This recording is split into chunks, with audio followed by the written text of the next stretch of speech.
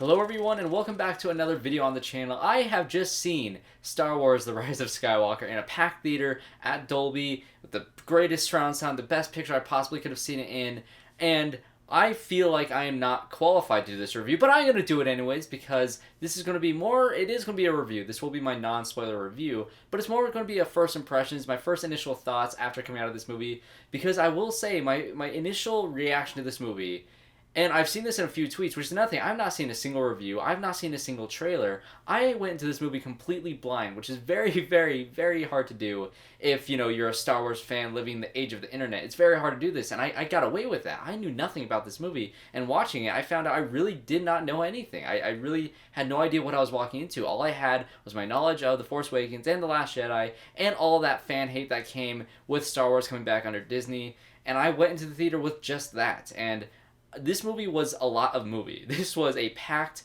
non-stop, action, fun adventure in the Star Wars universe with Rey, Poe, and Finn, and I had a really, really good time with this movie. I'm not sure if I would say it's a great movie, but I will say it's a ridiculously fun Star Wars movie, and I had a lot of fun with the crazy things that happen in this movie, and this movie is kind of insane, but obviously, I can't get into any of the spoilers because this is a non-spoiler review, but I'm going to try my best to talk about this movie, give you guys the positives and the negatives without getting too much into anything. So this will be a vague review. I will have a spoiler review. I'm seeing it again later tonight. I'm going to make this video, edit, upload, and I'm going to go watch all the trailers, and I'm going to go straight back into watching the movie, and I'll have my spoiler review also coming out tomorrow, I believe. Now, before I get into what I liked about this movie, I just want to give a little background of what I liked and disliked about this trilogy so far. I love The Force Awakens. I think it's a great movie, although it is a lot of callbacks to A New Hope. I think it is kind of pulling from a lot of the same story threads. I really liked it, though. Rogue One is definitely my favorite of all the new Star Wars films.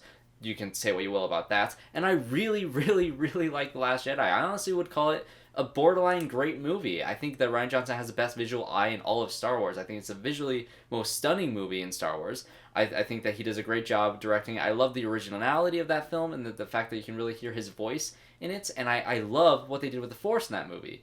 And so going to this movie, I had a little bit lowered expectations because I was hit by all that fan hate, and I was hit by all the reviews that have just come out. I haven't seen any reviews, but I saw the reactions, I saw the Rotten Tomatoes numbers, so I went in with lowered expectations. And I will say I really, really liked this movie, and the main thing that kept this movie to me really liking it was the fact that this trilogy, it's not about Han, Luke, or Leia. It's about Finn, Rey, and Poe, and this is their trilogy and their trilogy alone. And I love Rey and Daisy Ridley in this role. She is fantastic in this movie. I think she's the best character besides one other. But I think what they do with her character is excellent. I think where they go with it and the different things that they explore, like I said, vague, but everything with her character I loved. I love her character. I don't care. I don't think she's a Mary Sue. I don't think any of that stuff. I think that Daisy Ridley does a great job in these movies. And Poe has an incredible character story in this movie. I actually really liked how he was interacting with Rey and Poe because everybody's together in this movie, and I really liked that. And Finn in this movie was great. I really liked Finn. I didn't like his storyline in The Last Jedi. I hated the Canto Bight stuff. But he had a lot more to do in this movie, and I really enjoyed that. And I think you can say that really about every character in this movie. I think every character had a lot more to do in this movie than they did in movies past. Like I said, Finn has a lot more to do in this movie than he did before.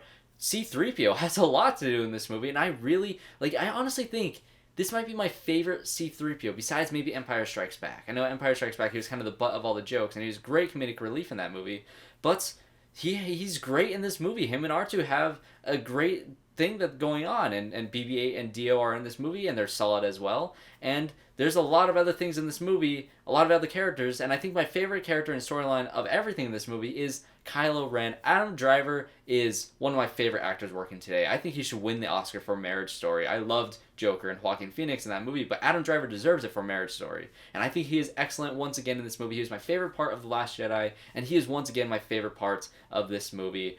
I loved him in this movie. I thought what they did with his character, everything they did with him, and how they explored some of the things and some of the Force abilities that they set up in The Last Jedi, which they didn't ignore, and they actually really dug into it, which I loved. Thank you, J.J. Abrams, for taking what Rian Johnson set up and really going with that. I'll get into a little bit more of that in a bit, but I really like how they didn't ignore that, and they really explored the Force in this movie in ways that I wasn't expecting them to do, and I love the Force in this movie. I think I heard from a friend saying that he thinks the Force is a little overpowered, and he kind of likens it to DC versus Marvel, where Marvel characters are more grounded to Earth, whereas DC heroes are all gods and overpowerful and like superpowered beings, right?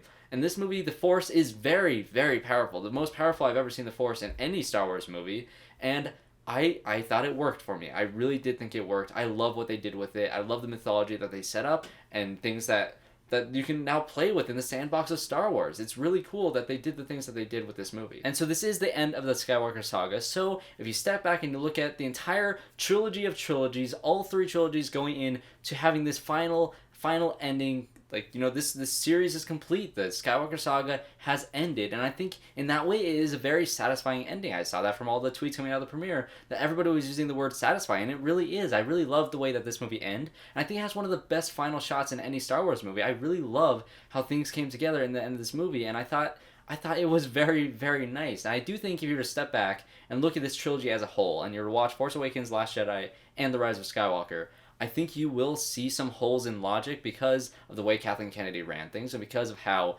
she just gave it to one director, gave it to the next director, and then it was supposed to be a different director, but went back to JJ, and all this different drama going on behind the scenes, and the fact that they didn't necessarily have a complete plan for it. I do think if you were to step back and watch all of them together, you will find holes in it, and I'm not sure. I need to watch it all in that order and see how I feel about it. But as it stands, I think it was a very satisfying ending, not only to the trilogy, but to the Skywalker saga, and they can't wrap every single thread and storyline up, but they did the best they could, and I think, I don't know, I really love the ending of this movie. And so now let's get into the negatives of this movie, because no movie's perfect, so I do think if I were to step back and look at the trilogy as a whole, I do think this is probably my least favorite of all 3 of them, but don't take that the wrong way. I love The Last Jedi more than most people, so I do think a lot of people will like this movie more than The Last Jedi. And if you're a big Star Wars fan and you've been through all these movies and you're a huge fan, this movie is full of fan service. I think people are going to love that. This might be some people's favorite of the trilogy, depending on how you look at it. But I think as a movie, it is very much, it's like I said, it's a fast-paced, non-stop, just wrecking ball, and it just keeps on going, it goes from scene to scene to scene,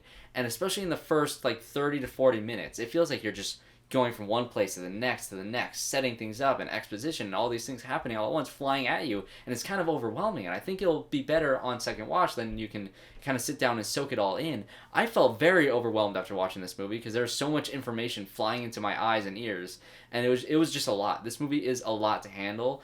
It is kind of, I will say it's very well paced. It's a lot better paced than The Last Jedi, but I think that the pacing is almost too rapid to where there are things that would happen, and it wouldn't necessarily be explained, and things would just kind of happen, and they would move on from it very fast, and okay, this thing just happened, and now we're off on the next thing. We're just gone. Let's look past that. It happened. Now we're on to the next place. We're on the next location. We're moving on. We're moving. It feels like they covered so much ground in this movie that the consequence is things kind of seem to be skipped over in terms of timeline in the movie itself. So there's one scene where they're trying to get away from a planet, and they hop onto the ship, and then it cuts to their ship hiding somewhere, and it's just, how do we get there? We didn't see any of that. We didn't see any of that spot in between. And there was 15 minutes cut out of this movie in the past month, because it was announced that it was going to be 2 hours and 35 minutes. The movie's 2 hours and 21 minutes. So 14 minutes was lost somewhere in the cutting room. So I wonder if that would have helped, kind of smooth out those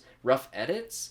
But in that way, a lot of this movie is like that. And of course, as a lover of The Last Jedi, there are a few things in this movie that I didn't like the choice. So there are a few things that Rian Johnson does that JJ just takes and goes back on it. Exactly how Rian took what JJ set up in Force Awakens and goes back on it. And that, for me, is unfortunate. I think some people will like that they went against Rian Johnson. And it was upsetting to me, because I liked where they were going with it, and they went a completely different direction. And I get it. I do think that J.J. Abrams was given the reins of this movie and was told to please the fans. This is a fan-pleasing movie. It's full of fan service. Maybe a little too much. There's one thing of fan service that makes really no sense in the context of Star Wars as a whole. And it's just, I'll talk about more in the spoiler review, but it just doesn't make sense. I like the scene, and I like what it meant for the movie and for the character that it's with, but did it make sense? I don't know. It was a fan servicey moment. There's a lot of things in this movie, like I said, where they just skipped over. Things would happen.